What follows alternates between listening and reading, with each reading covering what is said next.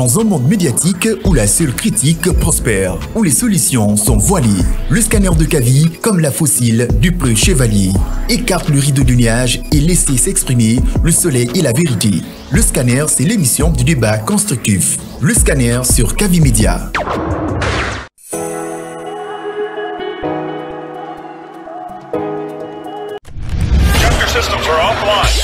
Le scanner, l'espace d'échange et de proposition qui promet la réflexion pour le développement. C'est l'interactivité au service du développement. Retrouvez la 89.5 des 9h pour de longues minutes de débat avec Abdallah Kamara et son équipe.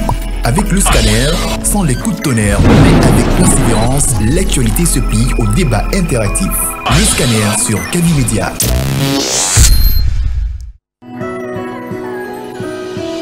Dans un monde médiatique où la seule critique prospère, où les solutions sont voilées, le scanner de Kavi, comme la fossile du preux chevalier, écarte le rideau du nuage et laisse s'exprimer le soleil et la vérité. Le scanner, c'est l'émission du débat constructif. Bonjour à toutes, bonjour à tous, bienvenue dans le scanner de Kavi Média, le média du développement. Nous sommes mardi 10 octobre 2023 avec toute l'équipe. Nous vous accompagnons jusqu'aux portes de 10h30 dans cette émission de débat constructif qui vous permet de comprendre l'actualité sur toutes ses formes. Au menu de ce mardi, c'est sans nul doute l'une des décisions judiciaires les plus surprenantes depuis l'arrivée du CNRD au pouvoir. Qui l'aurait cru?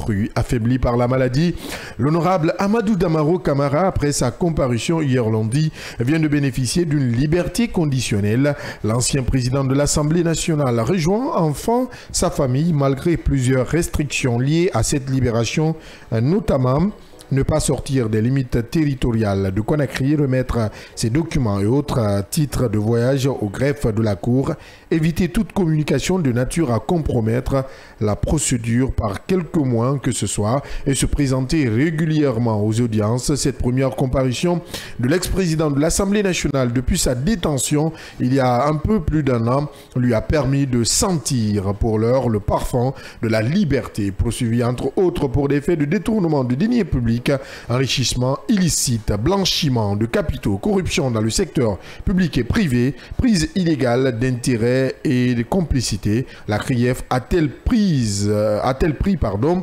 son courage à deux mains pour ne dire que le droit? Nous passons au paye fin ce dossier qui a fait couler beaucoup d'encre et de salive. Et puis il est désormais interdit au cadre du RPG Arc-en-Ciel de prendre la parole et de se prononcer sur des sujets d'ordre sociopolitique. C'est une décision du bureau exécutif du dit parti annoncée lors de son assemblée générale samedi dernier. La direction nationale du parti évoque le souci de rétablir en son sein une discipline rigoureuse et menace même de sanctionner les membres qui tenteraient de violer cette interdiction. Mais que cache-t-il derrière cette censure? Nous essayerons de comprendre dans cette émission. Et pour un retour à l'ordre constitutionnel, les autorités de la transition ont demandé 6 000 milliards de francs guinéens, jugés colossal par des observateurs. Et face à la récession économique, le CNRD pourra-t-il, dans le temps imparti, mobiliser toutes ces ressources pour dérouler les 10 étapes clés de la transition? Ne me prenez pas au mot, il faut le dire, mais si nous devons faire un calcul mental sans équivoque, les 5 000 milliards des banques primaires plus les 40 000 milliards annoncés par le ministre de l'administration du territoire et de la décentralisation sont nettement proches de la moyenne pour celui qui veut un retour rapide à l'ordre constitutionnel normal sans vouloir trouver de pouls sur un crâne rasé. Une transition a-t-elle pour priorité le développement ou le retour à l'ordre constitutionnel? Pourquoi engager les 5 000 milliards dans d'autres activités si la volonté d'organiser au plus vite les élections était vraiment la priorité des priorités? Comme invité, nous recevons M. Mohamed Lamine Kaba.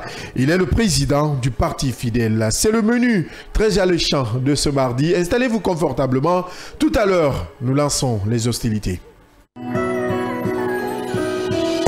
Dans un monde médiatique où la seule critique prospère, où les solutions sont voilées, le scanner de Kavi, comme la fossile du peu chevalier, écarte le rideau du nuage et laisse s'exprimer le soleil et la vérité. Le scanner, c'est l'émission du débat constructif. Le scanner sur Kavi Média. Et voilà parti sur l'ensemble synchronisé de nos médias. Vous nous regardez sur Facebook, sur notre page officielle, groupe Kavi Média. Merci de votre fidélité. Vous nous regardez sur StarTime, canal 500. Vous avez fait le meilleur choix. Vous nous écoutez sur la 89.5, votre fréquence de prédilection. Vous êtes sur Kavi FM. Vous nous suivez via notre site d'information siaminfo.com. Merci d'y rester et surtout laissez vos différentes réactions. Nous nous ferons le plaisir de les relayer ici même en direct dans cette émission. Il est avec moi à ma droite déjà très bien habillé ce matin, comme chaque jour d'ailleurs. Ali Badara Kila, bonjour. Bonjour l'original des photocopies, bonjour à tous les auditeurs, bonjour à la Guinée où Grand P fait le branding comme quoi on était un paradis, où la jeunesse, les jeunes sans emploi sont aussi nombreux que les fonctionnaires en République de Guinée. Bienvenue dans le paradis où jusque-là on peine à nous construire des infrastructures. Bienvenue dans ce paradis où Grand P fait le branding plus que notre branding qu'on a connu. Oui, mais sérieux, bienvenue, bienvenue dans ce paradis où il y a assez de radinerie et l'injustice bat son plein. Bien. Nous voulons un paradis comme l'on a connu et nous avons la ferme estime que ça va passer, un jour ça ira, parce que cette république tant chouchoutée, elle reste la nôtre et personne ne peut la prendre et aucun seigneur sacrificateur ne saura la prendre. Préservons cette république et surtout allons avec la paix parce que c'est ça l'essentiel. Bien, comme on l'annonçait, on va aller avec ce premier sujet. On parle de cette décision courageuse de la CRIEF, tant critiquée, il faut le dire. Même dans cette émission, on a quand même dit que cette CRIEF n'avait plus le temps de s'assumer. Aujourd'hui, on a comme l'impression que c'était un rétropédalage. Un rétropédalage qui ne dit pas son nom. Honorable Amadou Damaro Camara bénéficie d'une liberté conditionnelle. Qui l'aurait cru à Ali Badara? Si on était dans un monde où l'espoir avait foutu le camp et aujourd'hui on ressent la surdose, et parce que ce qui s'est passé, moi personnellement, moi qui avais l'habitude de tirer à boulet rouge sur cette institution, hier j'ai perdu mes mots. Je n'avais pas de propos à insinuer parce que ce qui arrive, on veut que ça arrive. On veut que la justice soit indépendante. Pour la toute première fois dans l'histoire de la création de cette CRIEF, c'est une première que le seigneur des poursuites reste sans piper mot, sans interjeter le procureur très spécial. Ali, voilà, très spécial. Pour la toute première fois, on voit le juge, je crois Zoumanigui, prendre son destin à main, redorer le blason de cette justice, ramifier, voilà, cette justice tant décriée avec cette boussole perdu aujourd'hui, boussouflé, mais qui est en train de revenir à de meilleurs sentiments. Moi, je dis que ça devait arriver. Parce que Damaro, vous n'êtes pas sans savoir, certes, il était malade, mais il s'est bien préparé. Il s'est très bien préparé pour venir affronter cette institution qu'est la CRIEF.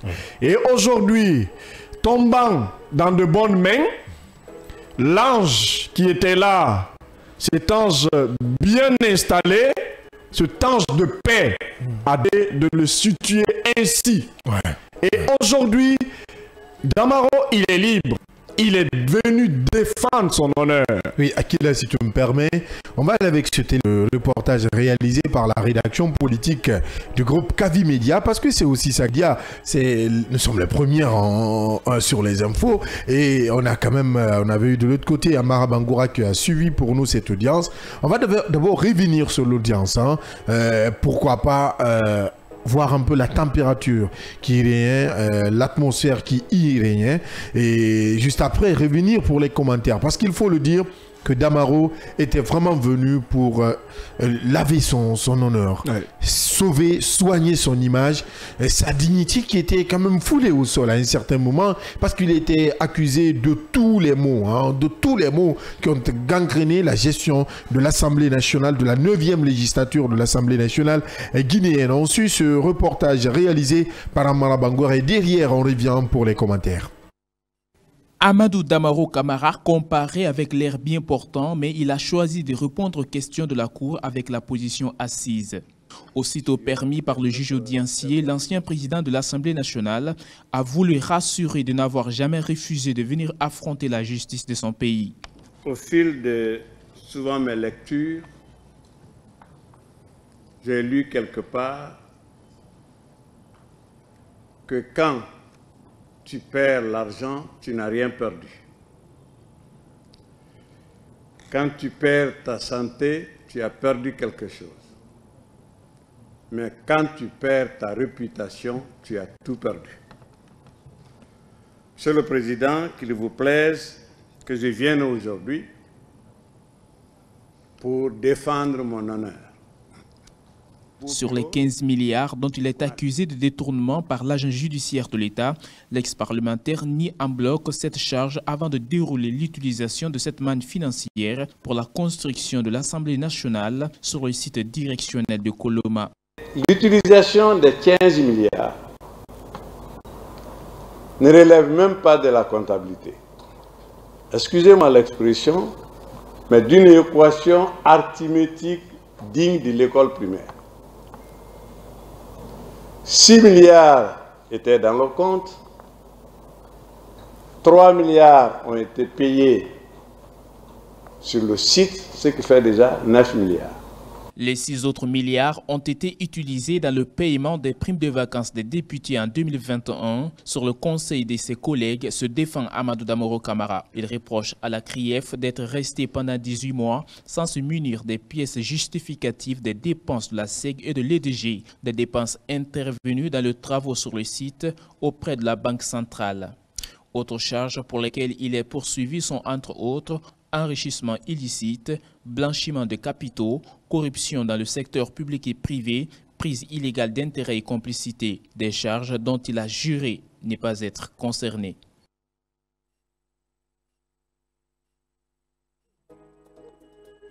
Que c'était un coup de balai réussi par les avocats, les conseils de Amadou Damaro Camara. J'étais vraiment touché après avoir vu ce téléma hier. C'est vrai qu'on ne doit pas être frappé par l'émotion, mais les premières phrases, les premiers mots prononcés par cet ancien député, ce député à vie, j'aime le dire, m'ont vraiment touché. Vous savez, il a relaté quand même un passage qui est très important. Le fait de dire si nous perdons l'argent, nous n'aurons rien perdu. Si nous perdons la santé, nous avons un peu perdu. Mais si nous perdons notre dignité, notre honneur, nous avons tout perdu. Il avait quand même ce devoir de venir soigner son image, son honneur, défendre son honneur et sa dignité. Parce que tout ce qui lui restait, c'était ça. Ça ou rien. Parce qu'il faut le dire, quand même à un certain moment, c'était Amadou Damaro Camara. C'était, après Alpha Condé, c'était lui qui devait prendre les destinées de ce pays. Pauvre Guinée, que ça arrive, je pense qu'un membre du gouvernement a quitté pour l'heure la maison centrale de Koronti. Vous savez, l'histoire de ce pays, elle est morose. C'est une histoire obstruée, une histoire sombre. Nous sommes dans l'obscurantisme. Le peuple doit se pardonner. C'est l'essentiel. Ouais. Le pardon. Parce que quand vous suivez Honorable Damaro, qui jouissait de toutes ces largesses du pouvoir hier, qui était un homme imbattable, qui avait fait capoter beaucoup de choses. Si l'on se rappelle de l'histoire de cet homme qui a été le premier à dire que c'est des bandits qui manifestaient sur l'axe. Donc il faut venir avec des armes.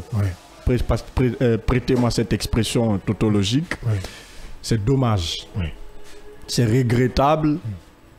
En tout cas, je me suis senti peiné à l'entendre parler. La République de Guinée est une république de frustrés. La frustration, elle est galopante. Cette frustration dans laquelle nous vivons, les uns et les autres doivent se pardonner. Parce que quand j'ai suivi avec intérêt cette sortie de l'honorable Amadou Damaro Camara, qui parle aujourd'hui de la dignité. C'est vrai, il faut défendre sa dignité. Il faut défendre son honneur. Qu'on vous reproche de tout, mais qu'on ne vous reproche pas d'être un homme qui a foulé ou qui a vendu sa dignité au diable. La CRIEF, Ali Touré, c'est un jeune. C'est un jeune magistrat, pour ne pas dire procureur déjà d'abord. Il doit comprendre une chose. Si vous n'avez pas de preuves palpables, de preuves tangibles pour épingler vos accusés, il faut avoir l'élégance, cette courtoisie de leur mettre, même si c'est en liberté provisoire. On n'avait pas assez demandé. On sait ce qui s'est passé au temps du régime d'Alpha. Nous sommes tous unanimes qu'il y a eu des détournements. Mais ce n'est pas seulement de venir accuser ces personnes. Il faut aussi venir avec des preuves palpables pour que les personnes soient inculpées. Évidemment. Mais aujourd'hui, de l'autre côté, je veux parler de l'opposition. Ils étaient tous dans la même logique, comme quoi c'est des gens, bon, pour ne pas aussi utiliser ces propos inappropriés, parce que, quel que soit quoi, c'est des cadres, des anciens cadres de la République qui méritent respect et considération. Mais est-ce que nous allons continuer dans ce même sens? Est-ce que nous allons accepter de se frayer ce chemin interdit? Et si nous transgressons tous les interdits de Dieu, nous serons un peuple misérable. Il faut éviter cela. Et il faut éviter cela. Damaro aujourd'hui est libre provisoirement.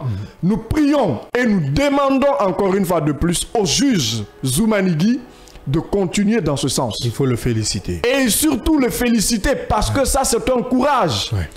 Un juge appartenant aujourd'hui à un régime militaire étriqué de tous les noms. Un régime aujourd'hui qui est accusé d'ailleurs de vouloir sacrifier la vie humaine de ces personnes.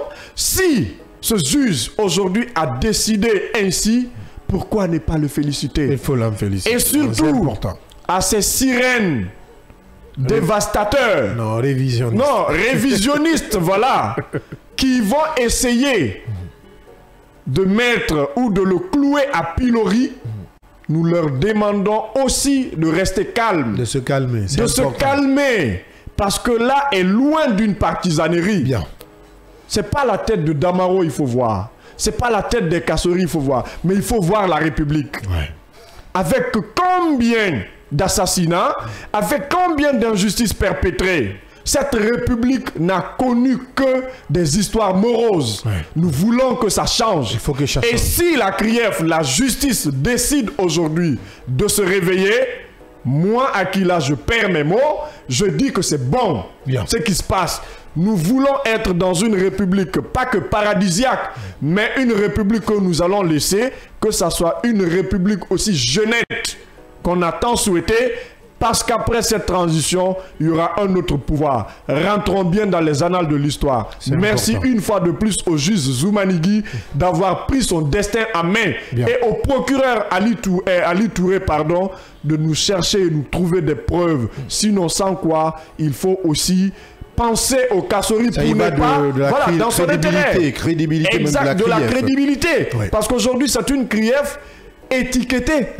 Évidemment. On l'accuse même d'être militant ou d'être en soutien du régime. Nous ne voulons pas que ces cadres soient servis de cobayes. Que la CRIEF se réveille, que le procureur aussi continue de chercher ses preuves. Nous voulons ça dans cette République. Quand c'est bon, il faut l'apprécier. Ça y va avec. Bien.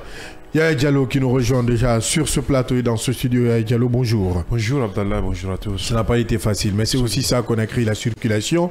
On parle de ce sujet, la CRIEF, qui pour une première, s'il faut le dire, dit la vérité, dit la justice, pas la vérité, mais ose dire le droit dans cette affaire et accorde une liberté conditionnelle. Parce qu'il faut le dire, c'est aussi inscrit dans nos textes de loi. Si nous n'avons pas assez de preuves, si nous sommes dans la quête de preuves, il est aussi important de laisser celui qui est l'accusé ou le présumé auteur se retrouver dans une résidence surveillée ou bénéficier d'une liberté conditionnelle. D'abord, vous avez suivi cette actualité. Hier, vous avez suivi l'audience jusqu'au délibéré. Aujourd'hui, que pensez-vous de cette CRIEF et de cette décision que je peux dire entre griffes historique pour Amadou Damaro Camara? Écoutez, bien avant qu'on touche ce point-là, je crois que, disons, l'incompétence, si vous me permettez, de cette CRIEF-là, il est avéré il y a de cela longtemps. Nous sommes de ceux qui pensent que la CRIEF devrait quand même être renforcée du point de vue compétence, voire même du point de vue professionnalisme, puisque on ne peut pas quand même mettre des gens en prison après plus d'une année et se mettre à la recherche d'une quelconque preuve. Et à l'évidence, aujourd'hui, c'est ce que nous sommes en train de voir au niveau de la CRIEF. Cette CRIEF-là, c'est vrai que s'il y a l'unanimité, disons, que tous les acteurs politiques ont partagé, c'est la mise en place d'une telle cour de justice, parce que nous le savons très bien et ce n'est secret pour personne que la gabegie financière et le détournement, c'est des éléments qui ont caractérisé la gouvernance de Condé. Je crois qu'il ne faut pas qu'on se leurre sur cette question-là. Il y a eu des détournements, il y a eu une véritable bradage nationale dans ce pays-là. Et je crois que cette question-là, il faut qu'on soit d'accord que la CRIEF, que ça soit le président Doumbouya ou un autre président, on en a besoin, pas que sous Condé, mais sous presque tous les régimes. On a ici des dirigeants qui ont pris la Guinée comme une propriété privée. Et je crois que c'est important. Et vous voyez très bien qu'à un certain niveau, les gens dans les différents ministères, dans les différentes institutions, ils en font une entreprise unipersonnelle. Donc je crois que c'est important qu'on sonne le glas et qu'il y ait des institutions indépendantes, compétentes, qui peuvent à un certain niveau, disons, dire le droit. Oui, mettre fin à ce désordre-là. Oui. Ça, c'est le premier élément. Le deuxième élément, on a suivi un Damaro qui, à mon avis, n'a pas changé de iota. Il est quand même affaibli par la maladie, c'est visible. Non, mais c'est ajouter aussi la vieillesse. Oui, la vieillesse aussi. Vous avez vu, c'est pas le Damaro qu'on a connu il y a quelques années. Oh, mais c'est ça aussi, c'est les effets de la prison, la vieillesse aussi, parce que c'est, voilà, donc c'est les anciens, ça, en fait. Les Damaro, c'est au-delà de 70 ans, c'est ce qu'il faut comprendre aussi. Voilà, donc c'est quelqu'un qui a pris de l'âge. Ajouter à cela aussi l'immobilisme au niveau de la prison. Je crois que l'ensemble, cet ensemble a fait qu'aujourd'hui, avec les soucis aussi parallèles, vous imaginez l'introduction qu'il a pu faire au niveau de cette audience, en rappelant un peu, disons, la perte de l'argent, disons, de la santé, ensuite de la réputation. Et je crois que ces équations, disons, qu'il a essayé de soulever, et, disons, ces éléments comparatifs qu'il a voulu justement mettre en évidence, je crois que c'est important de le rappeler que s'il est avéré que Damaro n'a pas détourné de l'argent comme cela a été mentionné, je crois qu'il est en prison, c'est à cause de cela. Et je crois que c'est important. C'est des acteurs politiques qui ont je crois que c'est un secret pour personne.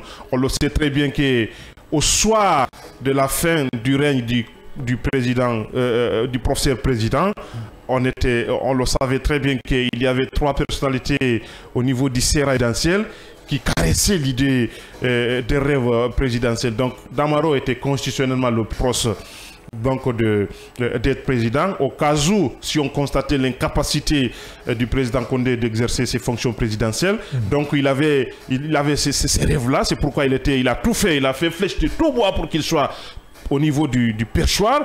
Il y avait l'ancien ministre de la Défense nationale qui voulait être aussi, il y a le Kassouri Fofana, donc ces trios-là, Et quand ils entendent, parce que vous savez, la meilleure façon d'éliminer non politique, c'est quand on l'acquiert ces armes de sorte-là. Ouais. Vous devenez de facto sous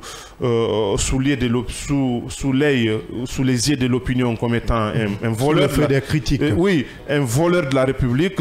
Donc, je crois que si cela n'est pas avéré, il appartient à la justice, notamment à la CRIEF, de prendre sa responsabilité. Bien. Et j'estime qu'il a rappelé un fait qui me semble être assez important, c'est que quand il s'agit de gestion, disons, de gestion économique, de gestion financière, pour ainsi dire, il appartient d'abord à l'État de diligenter ce qu'on appelle des audits. Je crois que c'est ce qu'il fallait faire avant qu'on engage une quelconque procédure judiciaire avec des qualificatifs qui dénotent encore une fois, disons, qui frisent même, disons, le sabotage ou disons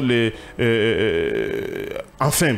Ça consiste à discréditer, à décrédibiliser de personnalités. C'est ce que ça sous-entend. Je ne suis pas en train de dire d'emblée qu'il n'y a pas... Parlant de cette liberté conditionnelle, oui, puisqu'on n'a pas assez de temps, aujourd'hui, est-ce que vous pensez ou vous estimez que la CRIEF, pour une fois, a accepté de se défaire de toutes ces critiques et dire le droit, accepter au moins que des détenus à la maison centrale qui sont dans des poursuites judiciaires, qui sont face aux poursuites judiciaires, puissent rentrer chez eux, ne serait-ce que pour des libertés conditionnelles? Est-ce que c'est un pas?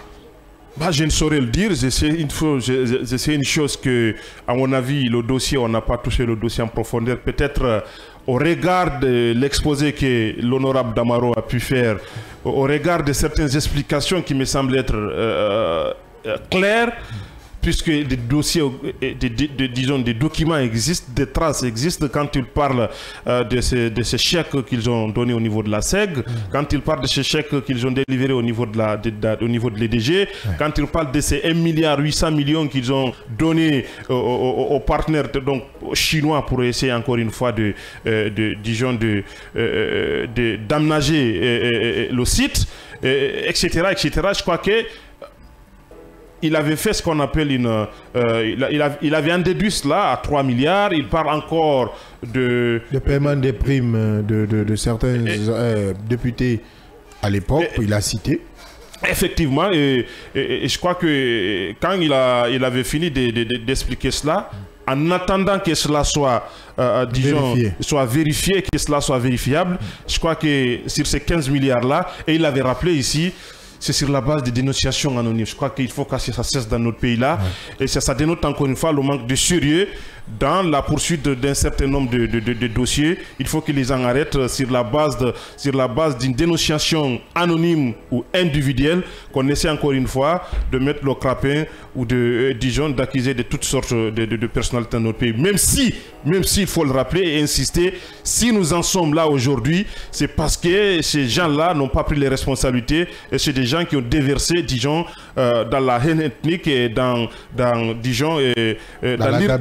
gabegie financière, dans le laisser-aller et dans l'irresponsabilité totale. Il faut l'insister, insister là-dessus. Donc, loin de tomber dans ce qu'on appelle la réjouissance, nous parlons de cette actualité où nous allons suivre de très près ce dossier en attendant que la CRIEF puisse, ou les conseils de M.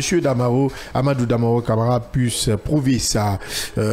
Pourquoi pas, de l'autre côté, prouver son innocence, ou à la CRIEF de prouver sa culpabilité. On attend de voir le dernier verdict. Mais pour l'heure, Damaro a rejoint sa famille et c'est l'information du jour. On se tourne vers cette autre actualité, le RPG Arc-en-Ciel. Il faut se poser des questions qui...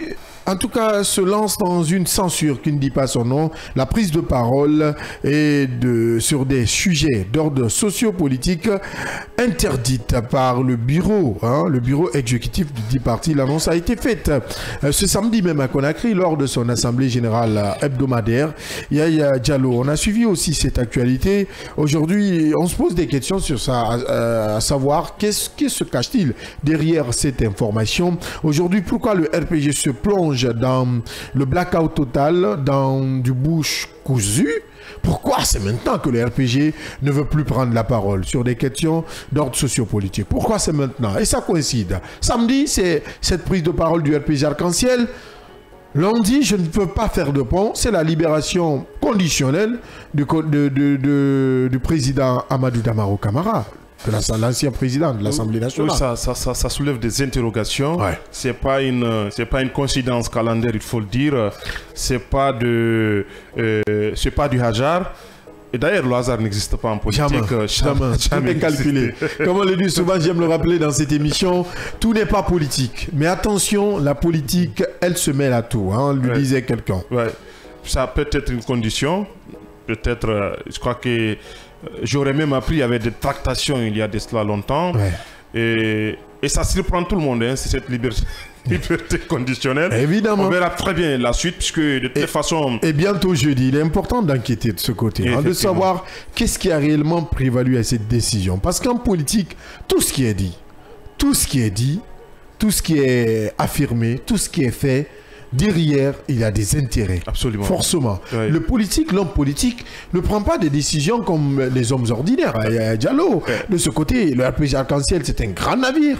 Pourquoi, si le RPG Arc-en-Ciel interdit à ses cadres de parler de l'actualité sociopolitique? C'est parce qu'il y avait quelque chose qui s'est tramé. Ouais. Donc, je crois que le MPG était dans l'anticipation. On ne peut pas coller quand même à la libération de Damaro. J'estime que le RPG était dans l'anticipation, c'est-à-dire qu'il savait que cela allait intervenir. Donc, il fallait intervenir. Il fallait...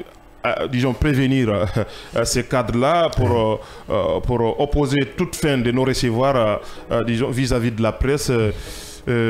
Enfin, toute prise de parole publique, naturellement, pour commenter ces arts de situation. Mais j'estime que certainement les jours à venir, on en saura davantage sur ce qui se passe. Et je crois que si c'est dans le cadre de l'apaisement, nous sommes entièrement d'accord. Encore, il faudrait que cela, disons, respecte encore une fois la logique. La logique voudrait que, si il est évident que ces gens-là sont coupables de vol, de détournement et autres, que le peuple de Guinée chasse, parce qu'ils sont là-bas, c'est peut-être son nom du peuple de Guinée. Oui. C'est pas parce que c'est Doumbouya qui est au pouvoir, ou c'est pas parce qu'il y a un premier ministre ou je ne sais qui, qu'on essaie encore une fois de les foutre en prison, parce que on le fait, c'est au nom du peuple. Oui. C'est pour rendre justice, c'est pour que le peuple chasse effectivement à un certain niveau. Voilà comment nos ressources ont été gérées dans notre pays-là. Je crois que c'est important de rappeler cela.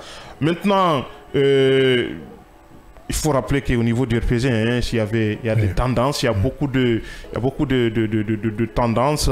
Damaro, vous savez très bien que Damaro, jusqu'au soir, jusqu'à la veille ou jusqu'au l'aube du 5 septembre, était opposé et disons à cette ascension du docteur Kassori, des docteurs Kassori, je vais dire. Oui. Et alors, il y avait docteur Diané aussi qui avait son bloc à lui. Ensuite, après que le professeur président était déposé par les forces spéciales, il était question de mettre en place un organe provisoire à la tête de laquelle Kassori a été désigné. Et de là, tous les problèmes du RPG ont commencé. Et de là, tous les problèmes... J'y étais, à cette... moi, j'ai appelé ça intronisation. Bon, je l'ai appelé intronisation. Hein. C'est pas un terme qu'a utilisé le RPG, mais moi, je l'ai appelé l'intronisation de Kassori Fofana, parce que ça s'est déroulé dans un hôtel de la place. Effectivement, et vous savez très bien que Damaro n'a pas pris part. Il n'était pas d'accord d'ailleurs. Mais il a donné son cutus. Non, mais pas du tout. C'est peut-être que tu n'as pas toutes les informations. Qu'est-ce que tu appelles l'information? Oui, il a donné son cutus. Tu n'as pas toutes les informations. Tu n'as pas toutes les informations nécessaires. C'est quoi l'information nécessaire? Damaro avait donné son cutus. Les docteurs Ghané également, parce qu'il y a eu des rencontres. Quand Alpha Condé y était, avant même que Kassori ne soit choisi, il y a eu des rencontres. Les Makanera et même il y était. Donc Damaro avait soutenu comme quoi Kassori pouvait gérer le parti. Et c'est ce qui a d'ailleurs propulsé aujourd'hui à cette rencontre. Même les Oye et tant d'autres. Sinon, Damaro voulait aussi gérer le RPG. Quelle était la position de Oye? Je finis, s'il vous plaît. Je te pose la question. Il était d'accord. Il était d'accord, il avait sa formation politique, monsieur. Attendez, ce n'est pas ça le cas. Je finis, s'il vous plaît. Peut-être que tu n'as pas toutes les informations. Non, tu mélanges tout là. Non, je ne mélange pas. Fini. Je ne mélange pas. Si tu me laisses continuer, tu vas comprendre ce que je veux dire. Vas-y. Les Moualim Touré, Damaro, Docteur Ghané et autres. Au début, chacun voulait avoir le RPG. Mais vu que le patron du RPG n'était rien d'autre qu'Alpha Condé, c'est Alpha Condé le père fondateur, si on peut se le permettre. Oui. C'est lui qui a appelé à l'unisson. Il dit on ne peut pas combattre quelqu'un et aller dans une division. Il faut qu'on soit unis. Et c'est ce qui a d'ailleurs valu à des réunions nocturnes quand il est venu pour, je crois, sa deuxième fois à son domicile. Il y a eu des réunions. C'est là que les Damaro et autres se sont pliés à la décision. Et c'est dans ça ils ont accompagné Kassori. Et ce jour à l'hôtel Kaloum, c'était dû aussi au bouchon infernal que Damaro n'est pas venu, mais il s'est fait représenter. Bien. Parce que ce jour, j'étais à l'hôtel Kaloum. C'est ce qui sous-entend en politique, il y a ce qu'on appelle des réserves. Je vous l'apprends. Il s'est fait représenter, il n'avait pas d'autres empêchements, disons, qui pouvaient l'empêcher naturellement d'être présent physiquement. Moi, je suis en train de c'est sur la base des faits. Quand on avait choisi Kassori Fofana ici, on nous a distillé ici une lettre venant du professeur Alpha Condé comme quoi il avait donné son quitus face à la nomination, à la désignation d'un certain Kassori Fofana. Ensuite, on nous avait reproduit encore un autre dossier contre-signé comme quoi Alpha n'était pas d'accord. Ça existait des documents. Bien entendu, effectivement, on était tous dans la presse là. Oui. Ça existait ou pas? C'est sur la base de ça que je suis en train de vous dire ici. Il y avait des cadres qui étaient derrière. Puisqu'il y avait des circonstances qui ne permettaient pas ce qu'on appelle ces escarmouches politiques entre ces gens-là, il fallait faire ce qu'on appelle des coups bas, voilà, et pour ne pas, disons, exposer leur divergence sur la place publique. Mais toujours est-il que jamais Damaro n'a été d'accord sur le choix. Parce que tout son choix, tout son rêve, c'était de diriger. Bon, là-bas, je ne peux pas. Vous ne pouvez pas être d'accord avec moi. Vous ne pouvez pas être d'accord avec moi. Mais c'est ça la vérité. Non, mais j'y étais. Vous y étiez, mais c'est ça la vérité, messieurs. Qu'il soit là-bas ou pas, c'est qu'il a dit officiellement. Il n'a jamais été d'accord. Non, mais ça, c'est de façon officieuse. De façon officielle, il avait donné son cutus. Il y avait des divisions. Oui, ça, je suis d'accord. Je suis d'accord qu'il y avait des divisions, mais je ne l'ai pas d'accord. J'ai rappelé. Il ne faudrait pas qu'on l'accuse aussi de tous les noms. Il y a un problème dans ce pays. On doit sortir dans ce mais de si ou peut-être. Ouais. Souvent, ça pose problème dans les débats politiques. Je l'ai dit, je l'ai rappelé. Damaro, au début, n'était pas d'accord. Ouais, tout le monde le savait. Même Alpha Condé n'avait pas été informé de la désignation de Kassori Fofana. Évidemment. C'est une politique que le RPG a jouée. Si vous prenez la formation politique qu'est le RPG, vous comprendrez que la seule personne qui pouvait faire avancer ce parti n'était rien d'autre que Kassori Fofana. Qui pouvait faire l'unanimité. Qui pouvait faire l'unanimité. Ouais. Parce que c'est... Il n'a jamais fait l'unanimité. Je finis s'il vous plaît. Voilà. C'était l'homme le plus chouchouté. Il n'a jamais fait l'unanimité. D'accord. Voilà. Mais non, peut-être qu'il a du mal à écouter. On dit qu'il pouvait. Il pouvait. Je pèse. Le français, il est très délicat. Il est très délicat. Voilà. Je finis. On y va. Voilà. Je finis. Docteur Ghané, mais quand même, connaissant l'homme, il était aussi décrié par la jeunesse du RPG. Évidemment. Parce qu'on disait dans les couloirs que Ghané n'aidait pas. Et c'était le seul homme, quand les jeunes ont manifesté au RPG, il est venu, il a fermé le RPG. Il a dit personne ne peut aller à l'encontre de la décision du président, qui était Alpha Condé. Et le RPG, Alpha, malgré président à l'époque, était aussi le seul décideur au sein du parti. Oui, j'ai jusqu'à présent ces photos. Hein. Voilà. Lors de l'installation même de Kassori Fofana, c'était dans un hôtel de la place, je l'ai rappelé, il y avait Dame Domani Doré et d'autres cadres. Exactement. C'est vrai que le jour-là, il n'y avait pas Amadou Damaro Camara et certains caciques. Je comprenais cette tension. Mais les gens oublient une chose très importante avec le RPG. Oui. Le RPG, certes, est à Conakry. La plus grande base du RPG, c'est Kankan. Oui. C'est la Haute-Guinée. Oui. Et vous avez vu le fief est inconditionnel. Comment ils ont su catapulter ce message dans les oreilles de ces militants du RPG à Kankan. Tous ces militants, toutes ces grandes bases du RPG de Kankan à Sigiri étaient tous unanimes, ces militants. Jamais. Et je finis s'il vous plaît. Le monsieur l'aveugle, pour ne pas trop aller loin. Le malvoyant. Voilà, le malvoyant, merci de me prêter l'expression. Il n'était pas d'accord. Oui. Mais par après, il a compris le jeu. Oui. Pour mettre main sur la bascotte, parce que n'oubliez pas que la gestion du RPG était égale à la gestion de la présidence. Oui. Et tout ce qui se passait, la gouvernance d'Alpha Condé aussi avait résulté les mêmes problèmes au sein du RPG. Bien. Ça jouait sur le RPG.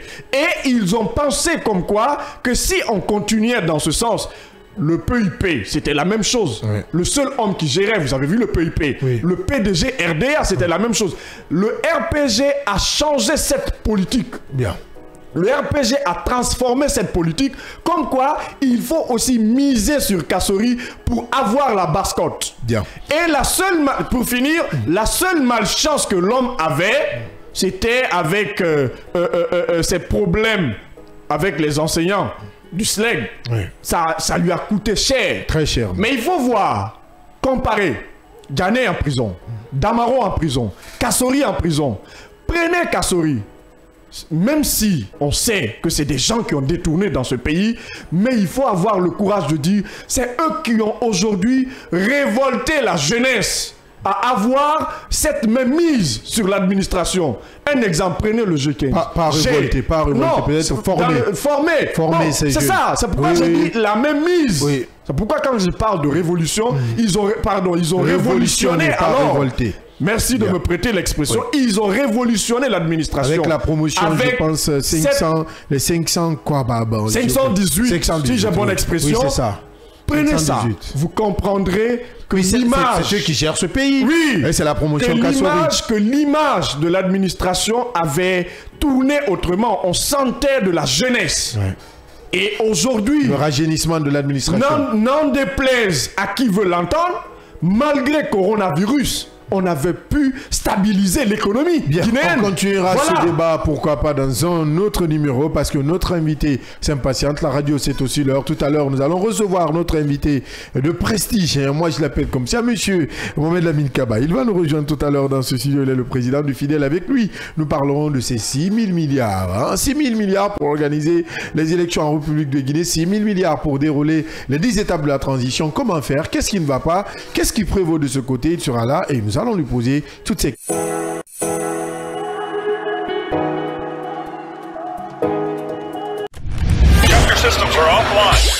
Le scanner, l'espace d'échange et de proposition qui promet la réflexion pour le développement. C'est l'interactivité au service du développement. Retrouvez la 89.5 des 9h pour de longues minutes de débat avec Abdallah Kamara et son équipe.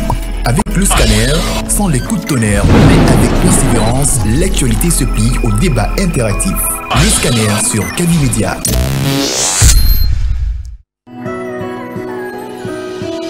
Dans un monde médiatique où la seule critique prospère, où les solutions sont voilées, le scanner de Kavi, comme la fossile du preux chevalier, écarte le rideau du nuage et laisse s'exprimer le soleil et la vérité. Le scanner, c'est l'émission du débat constructif. Le scanner sur Kavi Média.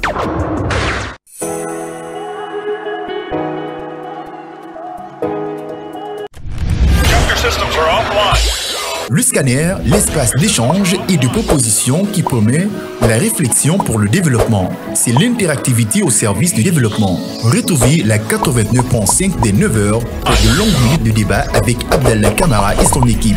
Avec le scanner, sans les coups de tonnerre, mais avec persévérance, l'actualité se plie au débat interactif. Le scanner sur Kavi Média.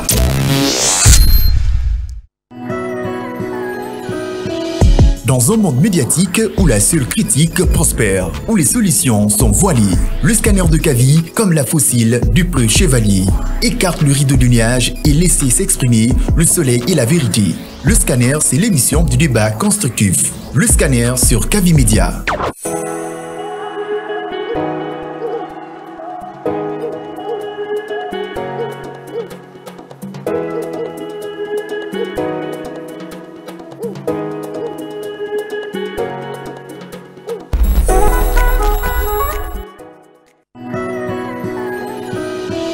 Dans un monde médiatique où la seule critique prospère, où les solutions sont voilées, le scanner de Kavi, comme la fossile du preux chevalier, écarte le rideau du nuage et laisse s'exprimer le soleil et la vérité. Le scanner, c'est l'émission du débat constructif. Le scanner sur Kavi Média.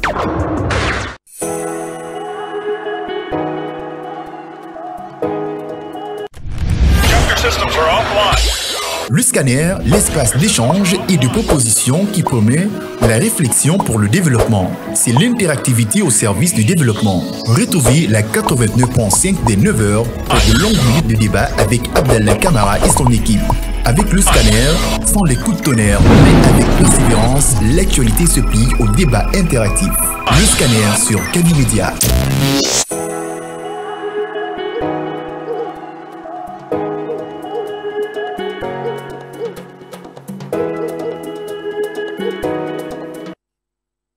Et nous sommes ensemble jusqu'aux portes du 10h30 avant d'aller avec notre invité du jour. Quelques réactions de nos internautes qui nous suivent via notre page Facebook, groupe Kavi Média. Abdoulaye Ba BW, salut ma radio, je vous écoute chaque matin pour comprendre mieux l'actualité de mon pays et le reste du monde. J'émets une pensée positive à mon cher Akila Badara, l'ambassadeur de l'Axe. Et il y a plus de santé aussi et qui nous suit à travers notre page Facebook. En tout cas, continuez avec vos différentes réactions que nous relayerons en direct dans cette émission. On en parle tout à l'heure. Pour un retour à l'ordre constitutionnel, les autorités de la transition ont demandé 6 000 milliards de francs guinéens, jugés colossal par des observateurs. Et face à la récession économique, le CNRD pourra-t-il, dans le temps imparti, mobiliser tous ses fonds pour dérouler les 10 étapes clés de la transition? Ne me prenez pas au mot, je le disais tantôt, mais si nous devrons faire un calcul mental sans équivoque, les 5 000 milliards des banques primaires plus les 40 000 milliards annoncés par le ministère de l'Administration du Territoire et de la Décentralisation sont nettement proches de la moyenne pour celui qui veut un retour à l'ordre constitutionnel. Nous posons le débat tout à l'heure. Pourquoi engager les 5 000 milliards dans d'autres activités si la volonté d'organiser au plus vite les élections était vraiment la priorité des priorités? Il est déjà dans ce studio avec nous, M. Mohamed Lamine Kaba. Il est le président du Fidèle. M. Kaba, bonjour. Bonjour à vous, bonjour aux co-animateurs, au personnel de la radio et aux millions d'auditeurs. Et de téléspectateurs, évidemment. Merci d'accepter notre invitation, malgré le calendrier très chargé. Nous vous ferons d'abord cette première question d'entrée de jeu. Aujourd'hui, vous avez suivi, comme nous, hier, cette décision prise par la CRIEF, suite à la libération, décision qui fait suite à la libération de Amadou Damaro Camara, l'ancien président de l'Assemblée nationale. D'abord, vos impressions. Encore une fois, merci de m'avoir invité. Pour répondre à votre question, je dirais tout simplement que c'est une justice qui a été rendue. Il y a de cela, je crois, 18 mois que le président Damaro a été retenu, mais la justice n'a pas pu travailler convenablement pour des raisons sanitaires de l'accusé. Si aujourd'hui, sa première comparution, il y a eu des discussions, il a avancé des arguments qui semblent solides aux yeux du tribunal et qui pense qu'il serait mieux de lui donner une liberté provisoire, je pense que cela est très bien. Et encore, il y a certaines instructions qui ont été données, c'est-à-dire de faire en sorte que de déposer ces documents de voyage, etc. Donc je crois qu'il y a de quoi croire en la justice de notre pays, et moi je crois fermement. Bien. Sur d'autres actualités, on parle du RPG qui restreint un peu la liberté de parole à ses cadres. En tant que président de parti politique. Voilà, vous savez, nous avons ce qu'on appelle la démocratie. La démocratie, c'est un exercice qui est parfois compliqué, qui est parfois insupportable par certaines personnes. Mais ce qu'il faut reconnaître, si nous voulons une démocratie à l'échelle nationale, il faut d'abord cultiver à l'échelle interne. Au niveau interne, tant que nous n'avons pas la démocratie comme culture interne dans le fonctionnement de nos différents partis politiques, on n'aura jamais la démocratie à l'échelle nationale. Donc ce qui est on est en train d'observer, tant au niveau du RPG, mais aussi de l'UFDG, je crois que c'est un vent qui souffle de la démocratie. C'est la jeunesse qui voulait rompre avec les habitudes et les comportements du passé. Je pense qu'il faut l'admettre. C'est un vent qui souffle et avec le temps, ils vont s'adapter. Ceux qui ne veulent pas la contradiction au sein des différentes formations politiques. Vous existez il y a de cela depuis 2013, si j'ai une bonne mémoire, votre parti et vous. Effectivement, le 4 mars 2013. Les anciens pratiques, vous en faites partie, monsieur Kaba. Parfait. Absolument. Alors, s'il y a changement, donc vous aussi, vous attendez à ce qu'on vous mette blackout, c'est cela? Non, le plus important, c'est le débat contradictoire, ce sont les élections.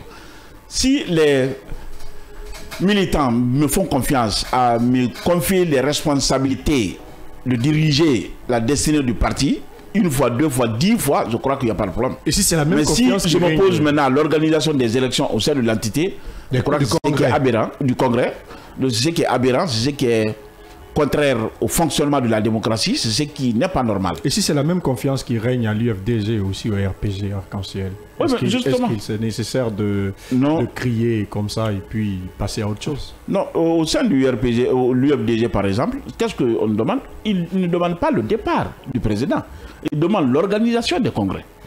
Donc je pense que cela n'est pas contre quelqu'un ni pour quelqu'un. La démocratie est impersonnelle. Au sein du RPG, je crois que c'est la même chose qu'on demande. On ne demande pas forcément le départ des dirigeants du bureau, des membres du bureau politique, qui que ce soit. Ils ont juste dit de redynamiser la structure, d'organiser des élections en vue de rendre le parti plus compétitif. Je crois que c'est cela. Vous savez, le vieillissement, c'est fatigant. Lorsque les structures sont là depuis des années, et surtout lorsqu'on sait que ces structures n'ont pas été mises de façon démocratique, je crois que la légitimité en démocratie doit avoir sa source à la base et non pas au sommet. Au sommet, c'est de dire que c'est le grand monsieur qui m'a mis ici, donc moi je ne dois qu'à ce dernier. Mais lorsque vous êtes élu par une localité, votre légitimité a une source à la base, du coup, c'est de la démocratie et vous êtes obligé de rendre compte à ceux qui vous ont confié. Vous confirmez cette information que vous avez commencé vos premiers pas en politique au niveau du RPG? Oui, le RPG, c'était ma maison, je peux dire même naturelle. C'est là où j'ai commencé à militer politiquement, depuis au Sénégal. J'ai connu une ascension au sein de cette entité. J'ai été le directeur de campagne du président Alpha en 2010 au Sénégal, Gambie, Mauritanie, Cap-Vert. J'ai été le chargé, notamment, comment on appelle, le secrétaire aux relations extérieures du parti au Sénégal. Et lorsque nous sommes venus ici, nous avons mis en place ce qu'on appelle la coordination des sections du RPG de l'étranger. Et j'étais aussi un vice-président de la structure. Donc, en un mot, j'ai un passé glorieux au sein du RPG Arc-en-Ciel. Mais lorsque nous avons conquis le pouvoir, la façon dont le président Alpha gérait, c'est-à-dire l'impunité étant totale dans l'administration publique, j'ai jugé nécessaire de quitter le parti et m'organiser avec d'autres amis en vue de créer une autre formation qu'on appelle Fidèle. Et pendant 10 ans, j'ai dénoncé, c'est un fait rare, c'est un fait d'armes particulièrement glorieux qu'il faut louer à ma personne. Ah bon? Je ne me jette pas des fleurs, mais c'est la réalité. Je vous lance le défi. Vous posez vous-même le diagnostic. Non, mais la vérité est que vous ne trouverez pas un Guinéen. Je suis le seul. Je lève la main.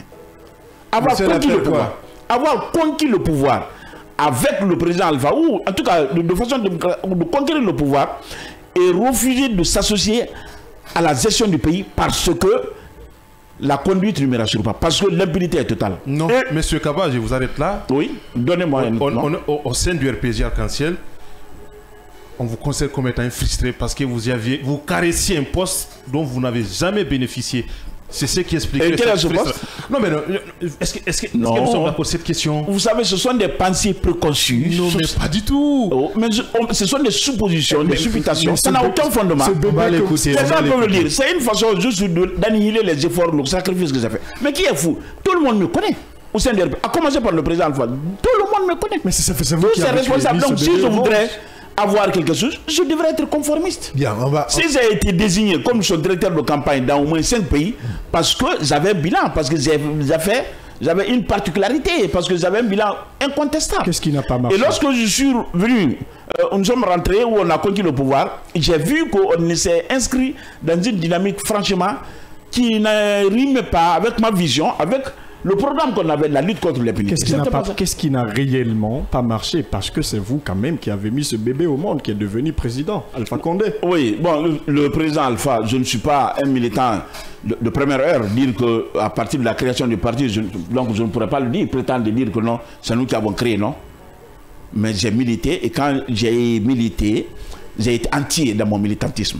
Au point que le président Alpha a trouvé dans tous ces pays, 5 pays, que voilà l'homme que je recherche qui est capable, franchement, de mener une campagne. Et ce que j'ai fait comme activité en restant là-bas, si on vous le dit, vous ne pouvez pas le croire. Bien. Mais on n'a pas le temps de parler de tout cela. Mais j'ai implanté en un mot le parti quand même dans tous les pays. Dans tous ces pays. Je ne dis pas une section par pays. Dans toutes les préfectures du Sénégal. Avec vos fonds propres ou mais le fonds du RPG? Le fonds propre je travaillais au Sénégal.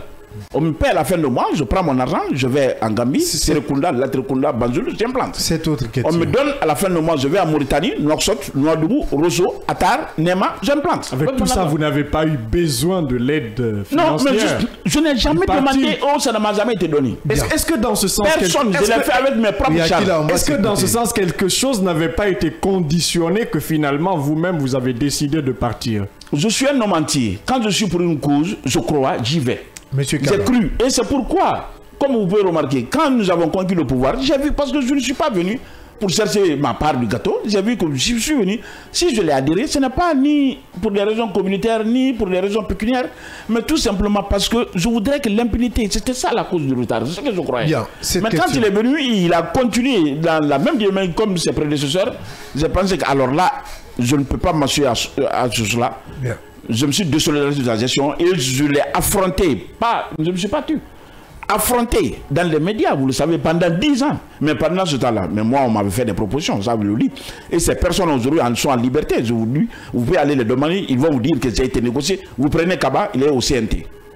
Mamadi Kaba, qui était le président de l'INIDH. De l'INIDH. Docteur Mamadi Kaba. Celui, avec Docteur Balou. Et en vie, il n'est pas en prison aussi, en liberté. Vous pouvez le demander. J'ai fait l'entretien avec cela dans la maison de Mamadi Kaba Lambaye. Pendant longtemps, on discutait. Je donnais mon accord pour que je puisse abandonner le combat. Quel était le poste? Quel était le poste? Non, on me disait d'arrêter toutes les dénonciations, de revenir autour pour qu'on puisse me donner une responsabilité. Quel poste vous avez demandé? On n'est pas arrivé. Il faut espérer. Pour vous, hein, quel poste avez-vous demandé? Vous êtes là maintenant, vous avez on n'est pas arrivé à ce point. C'est-à-dire, il faut se taire d'abord, tu viens avec nous, après on va te donner quelque chose. Mais parce qu'on ne peut pas me dire, bon tiens, on te donne ça directement si je n'accepte pas la proposition première. En quelque sorte. J'ai rejeté tout et je suis resté carrément dans ma position. En quelque sorte. Donc cela est un fait rare. C'est pourquoi la différence entre le Sénégal et ici, au Sénégal, quand vous dénoncez, le cas par exemple de Ousmane Sonko, c'est quoi son parcours? C'était un fonctionnaire d'État. Il a eu des malversations, il a averti le président. Il n'a pas réagi 2 fois, il n'a pas réagi contre le frère du président. 3 fois, finalement, il a étalé ça dans un journal qu'on appelle Observateur. Et quand les Sénégalais ont connu, il y a un homme, un cadre qui est capable de nous informer des malversations de ce genre, lui, on le croit. C'est comme ça on l'a suivi. Une seule dénonciation. Moi, j'ai fait combien de dénonciations? C'est qui m'a suivi? Personne. Parce que les Guinéens ont leurs raisons. Ce n'est pas seulement le militantisme, ce n'est pas la vérité, ce n'est pas la défense de leurs intérêts, mais ils ont d'autres intérêts subjectifs et erronés. Vous avez dénoncé de telles malversations ici, parce que nous sommes de la presse là. Oui, mais je crois que Abdallah, quand vous étiez de l'autre côté, on l'a fait. En quelque sorte. En quelque sorte. Sur la télécommunication. Pour ne pas trop. Une seule fois. On va s'écouter à qui là? Sur la télécommunication. C'est important, oui. J'ai étalé, si vous voulez, les malversations financières ici plusieurs fois. Sous Alpha, oui. Sous Alpha. Oh, justement, sous Alpha. Comment on appelle? Au niveau de l'agriculture, les produits, comment vous appelez?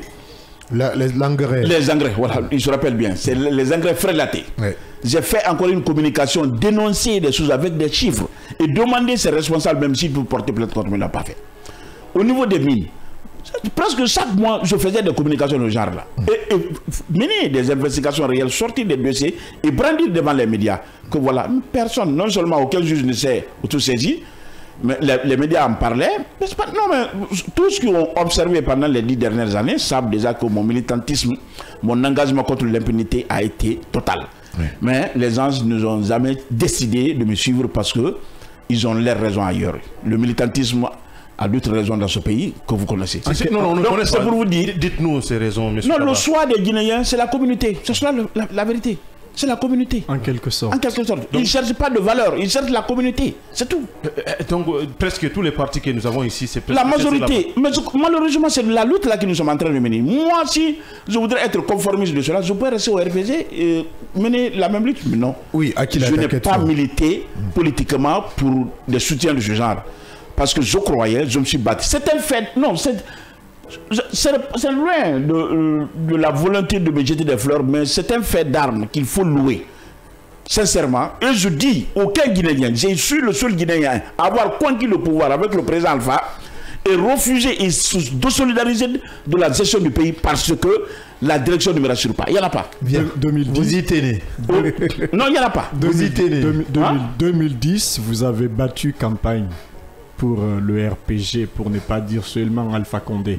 J'étais son directeur de campagne déjà. Directeur de campagne. Aujourd'hui, il a été président de la République. En quelque sorte, êtes-vous déçu de l'homme? En partie. En ce qui concerne la lutte contre l'impunité, je suis totalement déçu. Mais en ce qui concerne la performance économique, je suis fier de ce qu'il a laissé. Comme performance économique. Si on avait le temps, je peux vous détailler. Allez-y, vous êtes dans le scanner. Passez tout au Quand le président Alpha venait au pouvoir en 2010, le taux d'inflation était dans les 6%. Et quand il partait, c'était maintenant avec 0,5. Quand le président Alpha venait au pouvoir, le PIB était à 6 milliards. Mais lorsqu'il partait maintenant, c'était à plus de 13 milliards. Quand le président Alpha venait ici, les fonctionnaires, la majorité était payée entre 800 et 1 million. Il a triplé les salaires. Je ne voudrais pas doubler. La plupart aujourd'hui ont près de 2 millions. Quand le président Alpha venait au pouvoir, toujours en 2010, nous avons constaté quoi? Dans le domaine du riz, qui est notre aliment principal, à l'hectare, c'était 800 kilos à l'hectare qui étaient récoltés à l'hectare. Ça, c'est une statistique de la Direction nationale des statistiques, mais aussi de la Banque mondiale. C'était 800 kilos à l'hectare. Lorsqu'il partait, nous étions maintenant à 2000 kilos à l'hectare. Ça veut dire à 2 tonnes. Je peux dire même pas plus de double, près de triple. Je peux vous dire encore, taux de chômage, etc. Bien. Donc sa performance économique, sincèrement, en termes d'électricité, là, c'est plus frappant encore. Le nombre de mégawatts qu'il nous a laissé. Bien. Ça veut dire que sa performance économique a été irréprochable ou sans précédent. Cependant, l'impunité était totale sous sa gouvernance. C'était du vol organisé, c'était le pillage des ressources, des recettes de l'État. C'était une gestion mafieuse. Bien. C'est cela la vérité. Bien. Et c'est ce qui a fait que nous l'avons abandonné. Et c'est vous qui avez offert cet homme à la Guinée, Alpha Condé. Oui, mais justement, lorsqu'on ne le croyait plus, on s'est désolidariser. Pas seulement désolidariser, on l'a combattu à la dimension. En quelque sorte. Oui, Akil, on va revenir sur le sujet du jour. D'accord. S'il te plaît. La dernière question, on va revenir sur le sujet du jour parce que c'est important. Nous sommes en train de nous égarer. Allons-y sur le sujet du jour. Parlons du processus du retour à l'ordre constitutionnel avec ces 6 000 milliards. 6 000 milliards demandés par le CNRD pour l'organisation pour dérouler les 10 étapes de la transition. Il faut le rappeler que vous aviez été parlementaire, vous étiez deuxième vice-président de la Commission des affaires étrangères et des Guinéens de l'étranger. Je pense que c'était à la 8e ou 9e législature. 9e législature. Avec l'honorable Amadou Damaro. Parfait. Kamara. Donc aujourd'hui, vous qui êtes passé par le CNT, est-ce qu'il est important d'avoir toute... Pas le CNT. L'Assemblée nationale, pardon. L'Assemblée nationale. Covid-20. Assemblée quoi? Député Covid, comme on aimait vous surnommer. C'est juste une bonne. Allez, parlant de ces 6 000 milliards de francs guinéens pour l'organisation des futures élections, c'est-à-dire le déroulement de ces 10 étapes de la transition, aujourd'hui, vous avez quand même assisté au cadre du dialogue interguinéen, sous la coupole de votre parti. Vous avez été député à l'Assemblée nationale. Aujourd'hui, le gouvernement guinéen ou le CNRD demande une mobilisation de 5 000 milliards au niveau des banques primaires. On demande de l'autre côté 6 000 milliards. Mais il se fait qu'il y a quand même des petites questions qui se posent sur les 5 000 milliards. Pourquoi engager les 5 000 milliards dans d'autres activités pendant que la priorité des priorités pour une transition, c'est le retour à l'ordre constitutionnel? Pourquoi le gouvernement, jusque-là, ne parvient pas à rabattre ces 5 000 milliards pour l'organisation des futures élections? D'abord, votre point de vue général. D'abord, je voulais vous dire que nous avons observé, nous avons été invités par le ministre de l'Administration des Territoires et de la Décentralisation. En tant que, je suis le coordinateur également d'une coalition politique. Un certain nombre de partis politiques et je trouve au sein d'une entité qu'on appelle AD, justement, l'Alliance démocratique. Donc, je suis le coordinateur. Donc, à ce titre, je participe à tous les débats nationaux, qu'ils soient au niveau de la primature, à la présidence, au CNT, etc. Alors, ainsi, le ministre nous a appelés, il nous a allé nous expliquer, c'est-à-dire ces 600 millions de dollars. 600 millions de dollars, 6 000 milliards de francs. Voilà, tout à fait. Donc, quand il nous a expliqué, et nous avons vu les arguments qui ont été avancés, on a observé que, pour une façon de justifier ce chiffre. Donc, on s'est rendu compte que les 600 millions de dollars qu'on demande pour l'organisation des élections, tout n'est pas pour le retour à l'ordre constitutionnel. Il y a une bonne partie destinée au recensement général de la population et de l'habitat et qui n'a rien à voir avec le retour à l'ordre constitutionnel. Bien. Donc ça, c'est la gestion des affaires courantes. Deuxièmement, ils ont des nouvelles ambitions qui justifient un peu ce chiffre. Ces ambitions sont notamment le nouveau découpage administratif qu'ils veulent faire, qu'ils veulent procéder. À Conakry, par exemple, nous avons 5 communes. Et ces 5 communes, ils veulent que ça soit, je peux dire maintenant 6 avec Kassa. Donc, ils veulent le découper. Quand vous prenez, par exemple, Kaloum, vous avez à peine 40 000 électeurs ou 40 000 habitants. Mais vous prenez la commune qui a un député, vous prenez la commune de Matoto ou la commune de Ratoma, vous avez plus de 700 000. Donc, vous voyez la différence? Oui. Donc, ça veut dire quoi? Cela aussi est un seul député. Donc, ils trouvent ça injuste.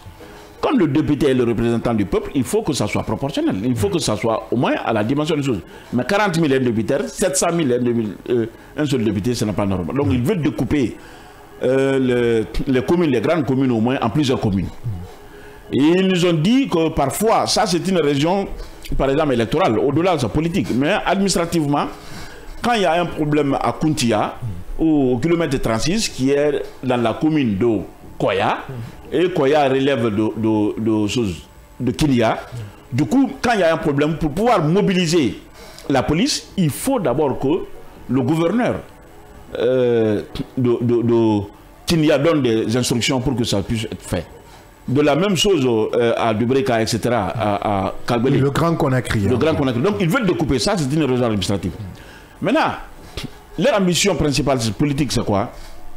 On était de 114 les législatures passées. Ils veulent en faire 200. D'autres en parlent de 300. 300 députés. 300 députés. Pour un pays comme la Guinée, c'est justement, trop. Ils parlent de 200, ils sont entre 200 et 300. C'est ça leur ambition. Donc, c'est ce qui a fait que même ce chiffre-là n'est pas stable. À 200, il y a un chiffre. À 300, il y a un autre chiffre. Nous avons dit d'abandonner tout cela, l'augmentation, pour pouvoir réduire, faciliter la mobilisation de ce fonds. Il faut réduire. Et la réduction, qu'est-ce que nous avons dit? D'abandonner ces nouvelles ambitions, d'aller sur la base des 114 là. Mais parce qu'ils seront obligés encore de créer des nouvelles préfectures. C'est-à-dire ériger certaines sous-préfectures en préfectures. Ériger certaines préfectures aussi en région. Ils ont tout ça dans leur programme. Nous avons dit d'abandonner, d'attendre le recensement général de la population et de l'habitat pour justifier. Parce que moi, je suis par exemple de Banya. Ça, c'est une sous-préfecture de Farana. Quand vous dirigez cette localité, la population est là. Hein, elle est plus peuplée que certaines préfectures. Vous êtes le vice-maire de Farana, il faut le dire. Je suis vice-maire de la commune urbaine de Farana. Oui. Vous ne participez jamais à Farana? Je suis régulièrement à Farana, mais on reviendra sur la question. Vice-maire à distance. Ça, c'est un véritable problème. Allez-y, on va poser le débat tout à l'heure. Vous êtes dans le scanner. Donc, si vous dirigez cette localité, la sous-préfecture de Banya, par exemple, en préfecture aujourd'hui, j'aime ça. Mais si ce n'est pas accompagné par un justif, pour dire ah non, parce que la population a atteint tel, suite au recensement général de la population et de l'habitat, les gens parleront d'affinité, etc. Et je sais que cette population-là, de Banyal, elle est plus, c'est-à-dire la sous-préfecture de Banyal est plus peuplée que certaines préfectures de la Guinée. Ça, je sais. Oui, je suis passé par Banyal, je connais bien Banyal. Voilà. Donc c'est pour vous dire que nous avons dit d'abandonner pour au moins garder la forme. Au moins, il faut que ça soit beaucoup plus professionnel. Bon, je crois que cela se trouve dans un mémo que nous avons fait avec une entité que nous avons mise en place qu'on appelle la conférence des coalitions et des fêtières. Donc nous avons fait le mémo en leur demandant de surseoir à ces nouvelles ambitions pour qu'on puisse réduire le frais, la dépense. À 114, c'est plus facile à organiser, ça réduit le coût.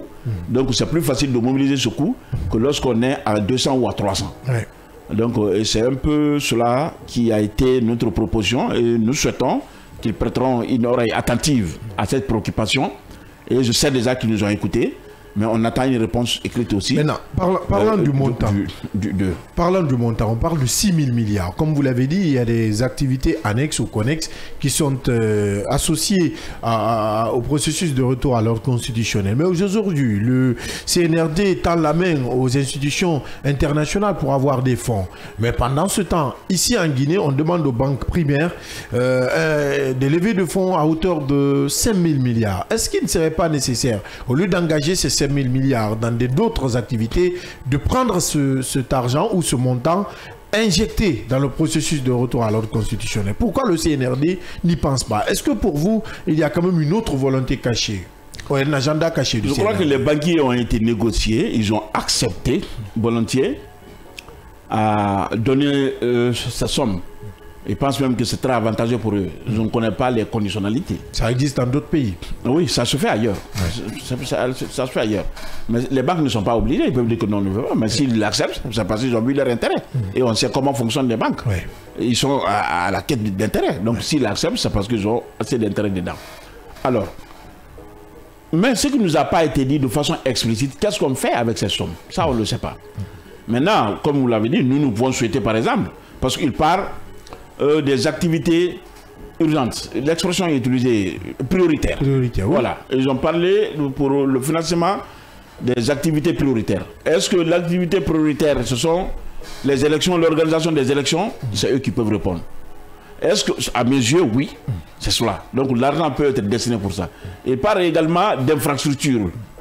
Est-ce que c'est de cela il s'agit? Donc on ne sait pas, et comme ils n'ont pas été explicites sur l'utilisation de ce fonds, j'espère bien que ça sera pour le retour à l'ordre constitutionnel, parce qu'au lieu de tendre la main, et ce n'est pas sûr, ils peuvent donner ou ne pas donner. Oui. Mais lorsqu'on a des ressources internes que nous pouvons mobiliser pour financer nos activités nationales, je pense que cela est très bien, surtout en ce qui concerne le retour à l'ordre constitutionnel, ce qui fera que nous allons quitter de cette position du manial, de mendiant, tendre la main à des personnes qui peuvent donner ou ne pas donner, et qui donnent très souvent avec des conditions parfois inadmissibles. Donc je pense que c'est une bonne démarche, oui. Mais nous ne connaissons pas pour le moment la finalité, c'est-à-dire à quoi ça va servir exactement. Oui, et je souhaite que ça soit pour le retour à l'ordre constitutionnel, qui est à mes yeux un point prioritaire. Au visa de votre exposé, vous venez d'expliquer un certain nombre de choses, notamment la destination, parce que ça semble être l'inconnu de ces 5 000 milliards dont on a réclamé aux banques primaires. Ensuite, vous avez adressé un mémo au président de la République, hein, pas au Premier ministre, encore moins au ministre de l'Administration du territoire de la décentralisation, j'en viens. Il y a de cela presque un mois quelques, jusqu'à maintenant là, vous n'avez pas la réponse. Est-ce qu'au visa de tous ces aspects-là, on peut parler d'un flou dans le cadre de la gestion de cette transition, M. Kaba? Bon, je crois que... Un flou entretenu. Oui, je crois que l'un des problèmes du CNRD et du gouvernement actuel, c'est qu'ils ne communiquent pas beaucoup. Même si le Conseil des ministres, à chaque fois, nous avons des informations publiées, mais il y a ces questions qui préoccupent les Guinéens, qui n'ont pas souvent de réponse. Et pourtant, ils travaillent bien, selon les informations que moi, par exemple, j'ai. En ce qui concerne ce mémorandum que nous avons adressé au président de la transition, il est clairement signifié que nous souhaitons une réponse. On n'est pas encore répondu. Je crois que cela est dans ce cadre de mutisme autour de certains dossiers. Et ce qui nous a été dit, ils ont prêté une oreille attentive à cela. Et cela a fait qu'ils ont ils ont arrêté d'abord toutes les activités allant dans le sens direction de certaines localités en préfecture, certaines sous-préfectures ou en préfecture, mais aussi également le découpage de certaines communes ou des communes urbaines de Conakry. Tout, ils ont mis tout cela pour le moment en attendant. Donc, c'est pour vous dire que déjà, ils sont en train de travailler, mais c'est qu'ils ne communiquent pas. Et si je prends par exemple le RAVEC, tout le monde se pose la question aujourd'hui, à quand est-ce qu'on va avoir le fichier électoral? Selon mes recherches, mes informations, avec vraiment les techniciens qui ont la main à la pâte, le fichier électoral sera disponible plus tard au mois de mars, c'est-à-dire le premier trimestre, la fin du premier trimestre de l'année 2024. Donc si cela se fait, je crois que c'est un élément important, mais il ne communique pas surtout. Sinon, le RAVEC quand même, comme vous le savez, il y a beaucoup de composantes. Mais la composante pour les élections sera disponible, c'est-à-dire le fichier électoral sera disponible au premier trimestre de l'année 2024. En ce qui concerne la Constitution, l'élaboration de la nouvelle Constitution, il paraît que ce qu'on attend... Il paraît. Oui, quand je dis il paraît... Non, d'accord, je vous comprends. Voilà, je ne peux pas le dire avec certitude parce que je ne suis pas là-bas. Mais c'est l'information que j'ai. Il y a d'abord les techniciens. Vous apprenez bien alors, hein, des informations. Bien sûr, je mène des recherches. Quand on est bien organisé, on s'informe. Oui. Donc, surtout, l'enjeu est si important. Vous êtes aussi très introduit, M. Kaba. Très introduit. On vous voit partout. Est-ce que par hasard, vous n'êtes pas en train de chercher un poste avec le CNRD parce que vous êtes très introduit? Je peux le dire très clairement, si le président de la transition m'écoute, aussi le Premier ministre m'écoutait, c'est pour dire que je ne veux pas de décret. Je ne veux pas de nomination. Parce que quand si vous tombez dans le gouvernement, vous n'allez plus être éligible. Est-ce que c'est pas justement, est-ce que c'est pas clair? Justement, vous avez répondu à ça. C'est clair. Justement, parce que selon la charte, je suis vice-maire d'une commune urbaine. Oui. Je vais être maire. Maire. J'ai été député à l'Assemblée. Oui, c'est le décret qui a démis le président Alpha Saleh, ou pas le communiqué qui a démis le président Alpha Saleh, le même communiqué qui m'a démis. Donc, je veux revenir, et cette fois-ci, non pas seul, je veux venir en groupe parlementaire. Je voudrais que mon parti ait un groupe parlementaire. Donc, tout cela peut être possible si je n'accepte pas des postes, ça ne bénéficie pas des décrets. Parce que selon la charte, quand on bénéficie des décrets de ce genre, on ne peut plus candidater aux élections à venir. Ça veut dire... Donc, je suis très ambitieux. et au-delà de cela, les élections présidentielles, mon souhait le plus ardent, si mon parti m'accepte, c'est d'être candidat aux élections présidentielles et voire même remporter les élections à venir. Donc, ces ambitions nobles ne peuvent pas être compromises par un poste ministériel. Alors, si cette thèse était écartée, est-ce que vous allez accepter d'être ministre? Comme quoi, aucun ministre nommé par décret se présentera. Oui. Si cette thèse était écartée, vous allez accepter? Ah, mais pourquoi pas? Ah là, on sent que vous allez changer de veste si elle était non, écartée. Pas de changer de veste. Non, quand même. Je sais que j'ai des compétences, j'ai des expertises. Je peux aider mon pays. Je conquiers le pouvoir pour quoi faire? C'est pour aider mon pays. Mais vous pouvez aider le pays et puis trouver quelqu'un d'autre pour représenter votre parti et puis vous travaillez avec le CNRD. Même avec cette thèse. Je ne comprends pas. Si cette thèse était écartée, vous l'avez répondu. Maintenant, si la thèse elle est maintenue, vous pouvez également accepter d'être ministre. Vous pouvez bénéficier d'un décret et chercher quelqu'un d'autre pour représenter votre parti politique. En acceptant un poste ministériel, si cela ne peut pas compromettre mes chances d'être candidat aux élections à venir, j'accepterai volontiers. Mais vous avez parce qu'après les élections, qu'est-ce que je compte faire aussi? Vous avez un vice-président qui pourrait vous remplacer. Non, vous parlez de ma personne. Oui. Mais si le choix était demandé aujourd'hui à mon parti d'envoyer quelqu'un, même à cette condition, mais on envoie. On va t'envoyer, on va vous envoyer, pardon. Moi, personnellement, je ne peux pas aller. Mais dans mon parti, on peut trouver des personnes à envoyer. Même à cette condition actuelle. Oui. Mais Monsieur Kaba, la vocation d'une transition, c'est le retour à l'ordre constitutionnel et la gestion des affaires courantes. On est d'accord là-dessus. Je crois que le CNRD a bénéficié d'une période... On n'est pas d'accord, hein? Très bien. après vous aurez vos arguments. Voilà, je ne partage pas ce avis. Mais je crois que c'est des choses qui sont connues universellement. C'est ça une transition. Pas forcément. Est vrai pour un retour à l'ordre constitutionnel, monsieur le Président. Absolument. Pas forcément. Absolument. Mais peut-être vous parlez d'une transition à mandat. Peut-être là où nous sommes. Non. Oui, vous posez la question, je répondrai. Je vous répondrai sur cette question-là. Okay. Donc, aujourd'hui, tout semble indiquer que, au regard d'un certain nombre de choses, nous sommes en train d'être préparés à un glissement. Si tel est le cas, est-ce que vous l'acceptiez? Est-ce que selon vous, ça c'est ce qu'on appelle un glissement acceptable? Parce que. Bon, avant de revenir à cette question, c'est que vous avez soulevé comme quoi que la transition a pour objectif le retour à l'ordre constitutionnel. Je ne partage pas. Et la gestion des affaires courantes? Oui, justement, mais ce qu'il faut dire, une transition a une finalité, c'est-à-dire des objectifs, mais aussi à la finalisation. Voilà la différence. La finalité, ce sont les objectifs qui ont motivé, les raisons qui ont motivé, qui ont poussé les militaires à prendre le pouvoir. Ça dépend des réalités du pays. Ce que je sais, quand ils ont pris le pouvoir, qu'est-ce qu'ils nous ont dit? Ils n'ont pas dit parce que les élections passées ont été frauduleuses. Ils n'ont pas dit que c'est à cause du 3e mandat, quand ils ont pris. Ils n'ont pas dit encore moins... La falsification de nos textes de loi pour s'éterniser au pouvoir, ça sous-entend le 3e mandat. Non, mais ils ne l'ont pas dit. Mais en réalité, c'est ça. C'est ce qu'ils nous ont dit. Et le président l'a réitéré, s'il vous plaît, M. Kaba, à la tribune à l'occasion de la 78e anniversaire de l'Assemblée générale de l'ONU. Il avait réitéré cela. Il avait énuméré un certain nombre de choses qui ont poussé les forces spéciales de s'emparer du pouvoir. C'est notamment ça. Oui, vous pouvez. Voilà. Bon, vous me laissez on est bien d'accord là-dessus. On n'est pas d'accord. Allez-y, monsieur. Justement, laissez-moi parler. Oui, allez-y. Donc, qu'est-ce qu'ils nous ont dit dans leur communication? Ce que vous dites là, je suis parfaitement d'accord. Il a dit ça quand? Après 2 ans. Ça peut être une raison inavouée, un argument, comme on peut dire, un alibi, c'est le mot. Oui. Mais ce qu'il nous a dit, la déclaration officielle de la prise de pouvoir, il a parlé de quoi? De la gestion opaque.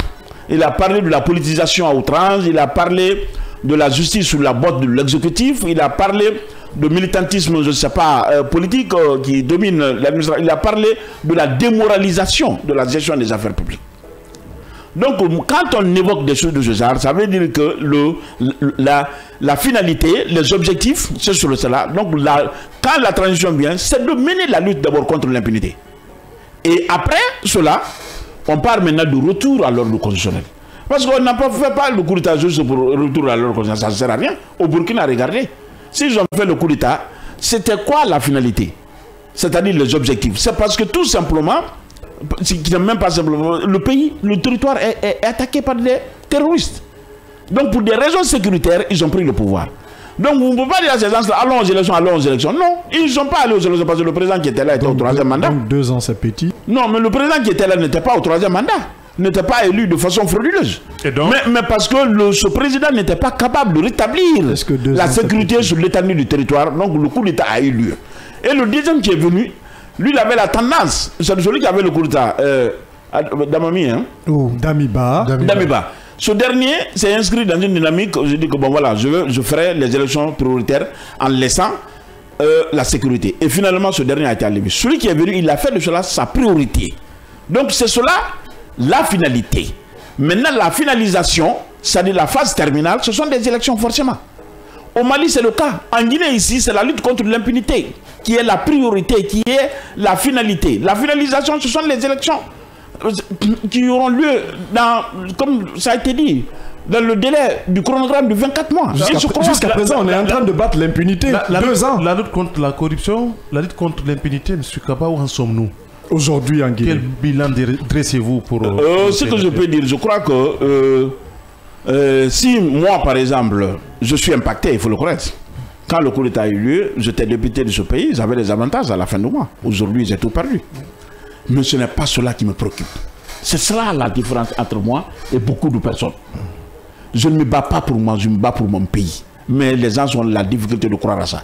Mais vous avez parce encore que c'est un discours d'homme politique. Non, mais juger les gens selon les actes qu'ils posent. J'ai conquis le pouvoir avec le président Alpha. À cause de l'impunité, pendant 10 ans, je l'ai dénoncé. Je pouvais être... Monsieur Kaba, ça ne peut être aucunement un programme. Le programme, c'est ce que vous offrez aux populations. Qu'est-ce que vous avez de plus que les autres? C'est ça un programme. Vous ne pouvez pas dire que parce que j'ai conquis le pouvoir avec Alpha Condé, aujourd'hui, moi, j'ai combattu Alpha Condé malgré qu'il était au pouvoir. Ça ne peut être un programme, monsieur Kaba, quand même. Si vous voulez, je voudrais répondre d'abord à cette question. Si vous voulez, le programme politique, vous pouvez m'inviter sur ça, je peux l'étaler. Ou si vous voulez, après vous avoir répondu cette question, vous pouvez revenir sur le programme. On va prendre un vendredi de développement, vous viendrez nous expliquer. Même tout de suite, là, je suis capable de le faire. Mais cependant, la question qu'on nous pose, ça n'a rien à voir avec le programme. C'est de quoi ça se dit. Le président, si moi j'ai eu le courage de ne pas m'associer, je peux être conformiste, avoir ma part sous Alpha, mais je ne l'ai pas fait. Si aujourd'hui le président Doumbouya est venu, j'ai été, pour ne pas dire le seul, le premier à dénoncer le coup d'État. Et à chaque fois que nous avons rencontré les autorités, je l'ai fait. Mais aujourd'hui, vous l'appréciez? Oui. Pourquoi? Voilà. Justement, pourquoi? Allez-y. C'est parce qu'au début, je vais vous dire, je l'ai dit, devant tous les ministres et des premiers ministres, tout le monde était là, toutes les coalitions y étaient. Une anecdote, c'est Badara Koné d'abord qui a pris la parole au nom de sa coalition, la coalition où il était avec Faya, ou je ne sais plus maintenant s'il est avec eux. Il a dit, nous vraiment, vous avez fait le courtage, c'est très bien, nous soutenons tout ça. Après, le président d'Alain est venu, ce dernier a dit, ah non, vous nous avez libérés, on est avec vous, on est à votre disposition. Et ainsi, au nom de ma coalition, je suis venu. J'ai dit, devant tout ce monde, les diplomates, tout était. Je dis, si on veut vous faire croire que c'est toute la Guinée qui a soutenu le coup d'État, je vous dis que nous sommes de cette majorité silencieuse qui n'est pas d'accord avec vous, qui pense que ce que vous avez fait, vous n'avez pas bien fait. Nous dénonçons ce que vous avez fait, la prise de pouvoir par la méthode canonnière. Cependant, la lutte contre l'impunité que vous avez engagée, nous approuvons. Pour répondre à votre question. Pourquoi? Parce que je viens de vous dire, si j'ai abandonné le président Alpha, que j'ai servi, que j'ai aimé loyalement, que j'ai servi loyalement, de l'autre côté, parce que l'impunité était totale. Si aujourd'hui on a une équipe qui s'est inscrite dans la dynamique, les dossiers que je mettais en place public se retrouvent aujourd'hui à la grève, en toute objectivité, pourquoi ne pas les soutenir? Si c'est vrai, c'était pour la lutte contre l'impunité, qui est abandonné pour le président Alpha que je le. Donc c'est ma façon de dire. Vous avez pris la parole. Non mais je n'ai pas fini de le voir. Vous avez pris la parole à la tribune. J'aimerais bien qu'on se comprenne aujourd'hui. Vous avez bien pris la parole ce jour devant la tribune. De l'autre côté, vous avez dit que vous étiez député.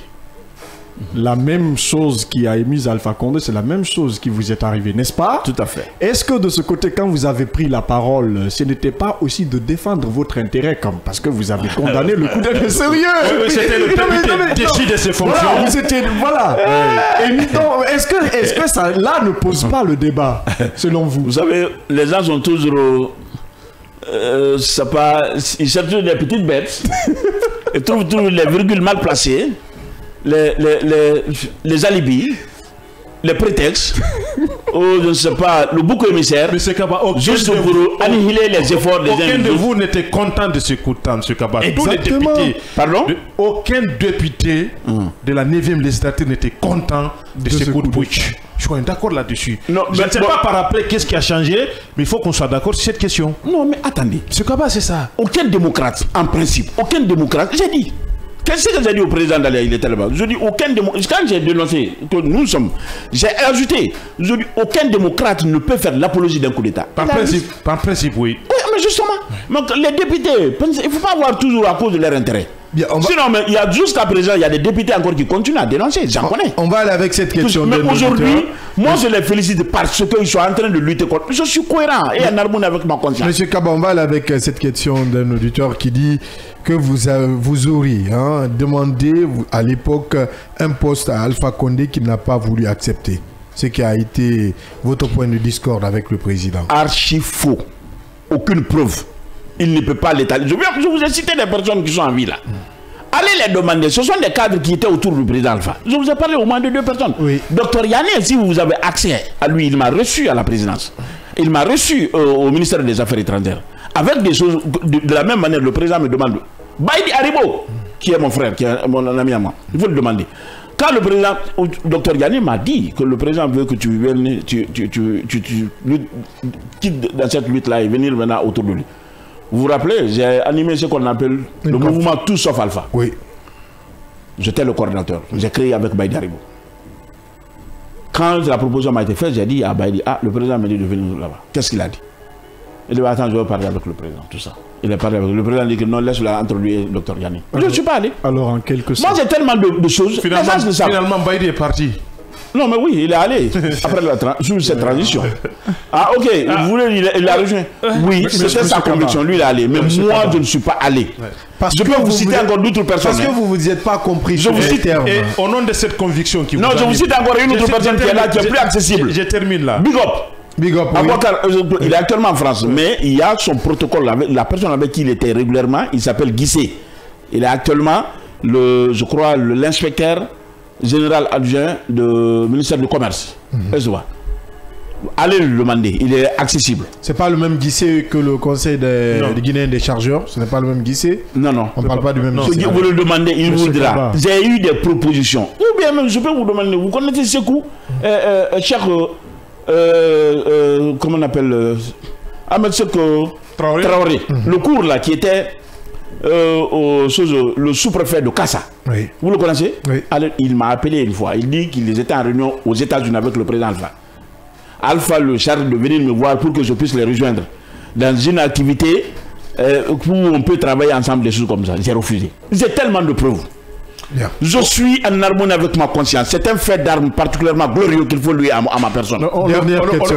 Ça, je vous le dis. Je défie. Je suis le seul Guinéen à avoir abandonné de s'associer à la gestion du pays parce que à cause de l'impunité, je suis le seul. Et aujourd'hui, qu'il y a deux dossiers parce qu'il on va laisser à poser la dernière question parce qu'on me signale qu'il nous reste une minute.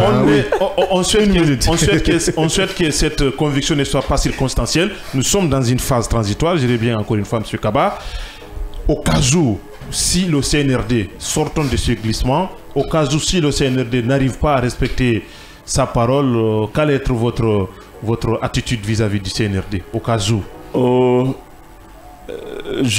D'abord, je viens vous dire que je crois à l'organisation des élections à date, dans le délai du chronogramme concocté avec la CEDEAO de 24 mois. Ça, je crois fermement et je ne voudrais pas m'inscrire dans la dynamique de scepticisme. Bien. De pessimisme. Oui, je crois. Ça existe en politique. Mais justement, tout dépendra de la justification. Mais à partir du moment, même ces gens-là, je vous assure, vont vous surprendre. Bien. C'est déjà ils organiseront les élections à date. Monsieur Mohamed. Et moi, j'ai ça en tête, je crois fermement, parce que le colonel, c'est un homme de parole. Monsieur ça, je vous le dis. Mohamed Lamine Kaba, il est le président du parti Fidèle. Fidèle, comprenez qu'il n'est pas égal à Fidèle, avec un E à la fin. Non, c'est la fidélité à la nation, fidélité aux valeurs républicaines, fidélité au peuple de Guinée. Bien, on se comprend. Honorable. Merci d'être passé dans ce studio et dans cette émission. Merci de m'avoir invité. En tout cas, ça fait plaisir d'échanger avec vous. On a eu beaucoup de réponses ce matin. Ali Badara Kila, merci. Merci. Yaya Diallo, merci. Je sais que tu as encore des questions, mais on va garder ça pour une autre session parce que la radio, c'est aussi l'heure. Merci à l'équipe technique du jour, conduite par Omar Diallo. Idiba, à la régie radio, nous ont accompagné Kande Sanko, Mamadou Diallo, à la télé à Sanso, Babako Ivogi, notre Melika Sitaoutaye, Robert Kourouma, production Alpha Taïboussila et à la réalisation notre infatigable Michel Ouamonou. On se reprend demain, même fréquence pour d'autres sujets d'actualité. D'ici là, restez en compagnie des programmes du groupe Kavi Média, le seul, le média du développement.